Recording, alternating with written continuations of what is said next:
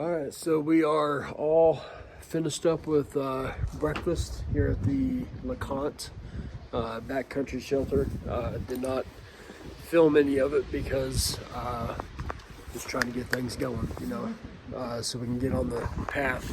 We got some weather coming in. You can see it's almost like a big saloon out here. Yeah. But Megan's getting her sausage and biscuits and gravy. Oh yeah. Eating like a queen out here on the trail. So we're gonna make our way to Ice Springs via Boulevard Trail and camp out there for the night. So not too long of a trek. Probably finish the day out at maybe 6 miles or so. But probably won't do much filming on the hike today just to conserve battery. Yeah, we'll see you guys over there.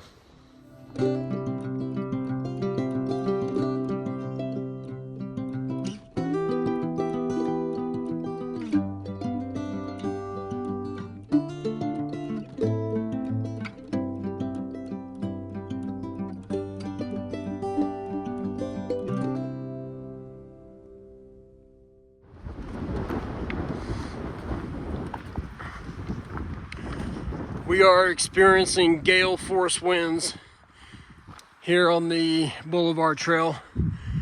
Friday, March 20-something, 27th maybe. We are completely socked in. As you can see, no view. But yeah, we are on our way to Ice Springs, trying to beat the rain that is impending. Scheduled to be here around noon. So we've got still a little over 4 miles to go until we get to our shelter. But about 1.5 miles to 2 miles of that is straight up. So it's gonna take some time, but we've done this trail before and we're confident that we can make it on time. So we'll see you guys at the shelter. Well, we made it up our first big incline for the day. We got definitely one, if not two more inclines like that left. But we decided to park it a little bit. Getting ourselves a snacky snack. Snack time. I like these Con bars. They're pretty good. But yeah, we're making good time. I got about 2.5 miles left, I would say, to the shelter. Weather is held off for now. If you look out kind of toward the horizon area, you can kind of see a little bit of a break in the clouds, but we're dealing with some gale force winds. So it's been pretty windy all morning. Should be at the shelter here in the next 1.5 hours, maybe 2 hours, hopefully before the rain. So we'll catch you guys then. Bye.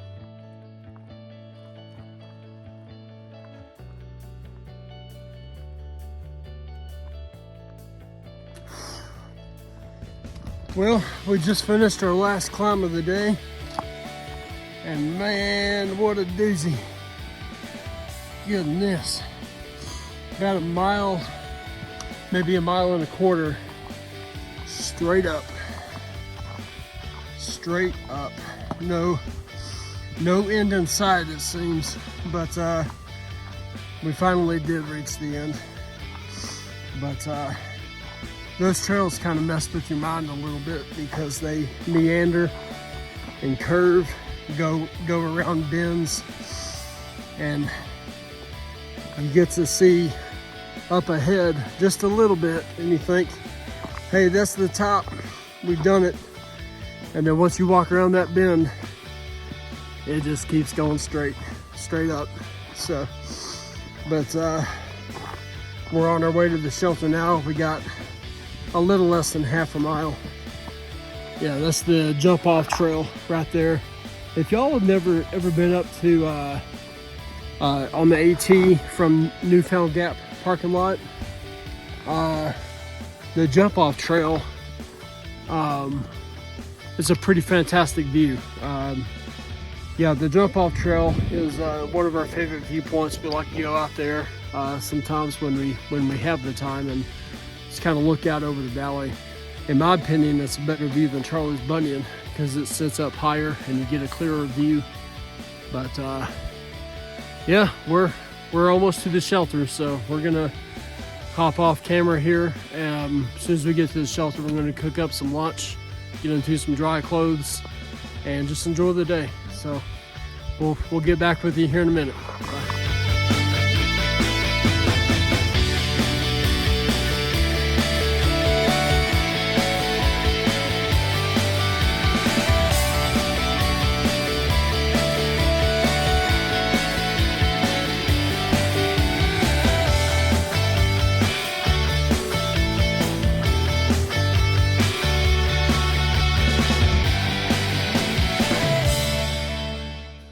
So for lunch we have that.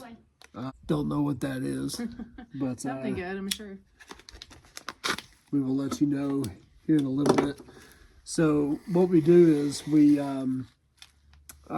take all of our backpack meals and we put them in these vacuum seal bags, which condenses down a lot smaller than the retail packaging of the backpack meal. And that saves a lot of room in the in our bear vault. So yeah, around mealtime we take these vacuum seal bags here, and we save one or two of these retail packages that the meals actually come in, and we just pour the food in here with the boiling water, cook the food, and reuse these bags. We just kind of wash them out and fold them up each time. But that's a great way to conceal the space because these bear vaults are not always the largest, and sometimes in the retail packaging bags that the meals come in, they don't always fit in these little canisters. So we just have the vacuum sealed bags in here for each meal and rehydrate them in the retail packaging. So, but yeah, that's the plan. So we're just going to cook up a bit of food for lunch and enjoy some sunshine maybe, and enjoy the day.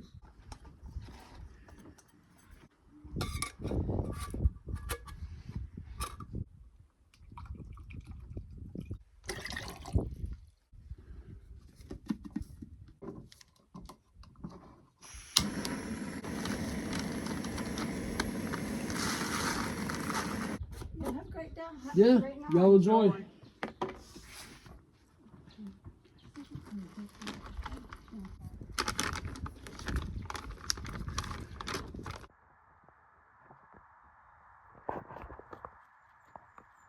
All right, I got my lunch, French press coffee.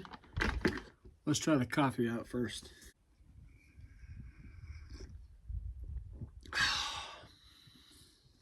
Perfect.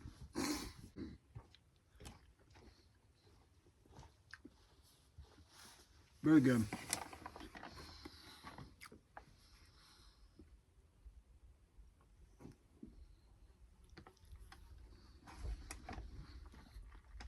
Very good. All right, so we are here with some through hikers and some section hikers today. Start off with your hometown, where you're from. I'm from Shrewsbury, Massachusetts, outside of Boston. Okay. I'm from Liberty Township, Ohio, which is just north of Cincinnati. Awesome. On my through hike, a legend, Graybeard, I was sitting there chatting with him. He said, "Do you have a trail name?" I said, "No, just Tim." And we talked for a little while, and then we go to separate. And he said, "I'd have to call you Tea Party because I could remember that because you're from Boston." That's how I got my through hiker trail name. So what gave you guys the inspiration to hike the AT? I always had an interest, and my sister went to college in Poughkeepsie, New York, and we crossed, as we were dropping her off, we crossed the AT, dropping her off, and on the way back, and I saw a bunch of hikers on the side of the road, and I said, man, that looks cool. Awesome. I want to do that one day. Yeah. And it took quite a while to get to the point of getting some gear and finally getting some time to do it. Cool. And I was at a startup, and we ran out of payroll money, and I think I called Jeff. We were still friends back then. We were friends since high school, but I called Jeff and said, hey, you want to quit our jobs and go hike the Appalachian Trail? And he says, your wife would kill you and my wife would kill me, but how about if we meet in between? He's in Pennsylvania at that point, and I'm up in Boston, and we met in between and started our 23-year section hike. That's awesome. Well, guys, I admire both of you for doing it, and I hope I can be out here one day, giving it my best. But it's a pleasure to meet you guys both, and look forward to a great night of camping ahead. So we are here with my buddy David, who is also through hiking the AT on his way up from Springer Mountain, Georgia, up to Katahdin. So David, where are you from, man? From Louisville, Kentucky. Louisville, Kentucky. Oh yeah. So what inspired you to come out here and do the AT? So there's been a couple of badass women in my life that have done this trail, Okay. and they inspired me, ever since I was a kid. So I'm happy to be out here walking in their footsteps. Awesome. Yeah. Is this the first major hiking trip that you've done, or have you had some prior hiking experience before this So one? yeah, my girlfriend back home, we started training for this hike on the Sheltoe Trace Trail and some of the Knobstone Trail in Indiana. Okay. And then last year I did a couple 100 miles between Davenport Gap and Harper's Ferry. Oh yeah. Okay. Kind of skipped a few sections, but this will be the longest one. But yeah, I've done a couple 100 miles so far. Awesome. Oh yeah. Man. We just dubbed him trail name Chef today because he is a 10-year chef and kind of specialized in what was it, German German and French cuisine. Yeah. fine dining. So what restaurants did you used to work at? Or So I was at a place called Eiderdown for a long time. I kind of cut my teeth there and learned everything from a pretty brilliant chef named Tim Zazula. And he has deep Ukrainian and Appalachian roots and taught me a little bit of everything that I know. awesome. Yeah, man. So what has been your favorite piece of gear that you bought so far, and what's been the piece of gear that you wish you left home? Interesting. Let's see, as far as like practical gear, I bought a $20 puffer jacket at a place called Primark in Chicago. Okay. And for $20, that's been the best value I've Has had it on this really? trail. Oh yeah. Kind of It hasn't failed me yet. kind of makes me feel bad for spending what I did on my Eddie Bauer puffy jacket. But yeah, a lot of times those off-brand names are sometimes they're just as good as the big names. Yeah, So yeah. what piece of gear are you carrying with you now that you find yourself using less than you thought you would? I have a pretty giant Tyvek tarp Okay. that I use in place of like a contractor bag or something like that, just to keep everything dry. Yeah. But I haven't had to use it to keep anything dry yet, so it's Okay. just probably a pound and a half that I've just been lugging around using as my pillow basically. For any of the viewers out there that are maybe contemplating an AT through hike, what would you say to them to help them make their decision? I heard an interesting quote the other day, and there's a lot of crazy stuff going on in the world right now, and the quote was, if you want to hate this country, watch the news, but if you want to love this country, go hike it. So That's awesome. That's inspired me to come out here. Oh man, you may have just given me my inspiration. To, Oh, yeah. Get through that. That's awesome. Yeah. Well, man, thank you for your Yes, time, sir. and look forward to a great night camping out. Awesome. So, Thank you, man. Yeah. Everybody's settling in for the evening.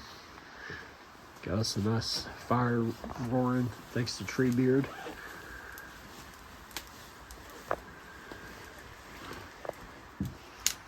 Supposed to drop down into the 20s later tonight, so warming up the inside of the shelter. Living the dream up there? Oh, yeah. So enjoying the last bit of daylight we have left until it turns dark. So it's raining right now, actually. It's kind of misty and drippy, dreary. We're here just kind of hanging out, enjoying the last little bit of daylight and just kind of chilling, enjoying the company. So not much else is going on. We've had our dinner, hung our food over there at the bear hang, and just waiting until bedtime. So, but tomorrow should be a fairly easy hike. I got just shy of 7 miles to Peck's Corner, I think is where we're going. We'll be staying at shelter number 3 there Saturday night, and then hiking out Sunday morning. So continue to stay with us.